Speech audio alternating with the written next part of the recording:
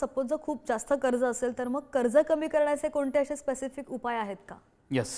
आता बघा, सगळ्यात महत्त्वाचा प्रश्न काय की कर्ज आहे, कर्ज कमी होत नाही. कर्ज कमी कसं करायचं, म्हणजे तुमचं जे वास्तू आहे ती वास्तुशास्त्राप्रमाणे बरोबर आहे की नाही हे पहिल्यांदा बघणं गरजेचं. त्यासाठी माझ्या सेवा सुविधा आहेत आणि माझा मुलगा पण वास्तू कन्सल्टंट आहे, तो सिव्हिल इंजिनियर आहे. माझा बाकी 30-40 लोकांचा स्टाफ आहे. मुंबईला ऑफिस आहे, पुण्याला ऑफिस आहे, लंडनला आहे, अमेरिकेत पण आहे. तर त्या ठिकाणी ऑनलाईन तुम्ही त्या गोष्टी बघू शकता आणि तुमची पहिल्यांदा वास्तू एक न्यूट्रल लेवलला घेऊन या. ओके. आणि मग त्यामध्ये ॲडिशनल कर्ज कमी होणं म्हणजे काय, घरामध्ये पैसा पुष्कळ मिळाला पाहिजे, घरात पुष्कळ यायला पाहिजे, तो टिकायला पाहिजे, ते प्रॉस्पेरिटी व्हायला पाहिजे. म्हणजे फायनान्स हा प्रकार तुमच्यात इम्प्रूव्ह व्हायचा असेल तर घरामध्ये पैसे तिजोर तुम्ही कुठं ठेवायला पाहिजे हे महत्त्वाचं आहे, कुठल्या साईडला तोंड करून ठेवायला पाहिजे हे महत्त्वाचं आहे.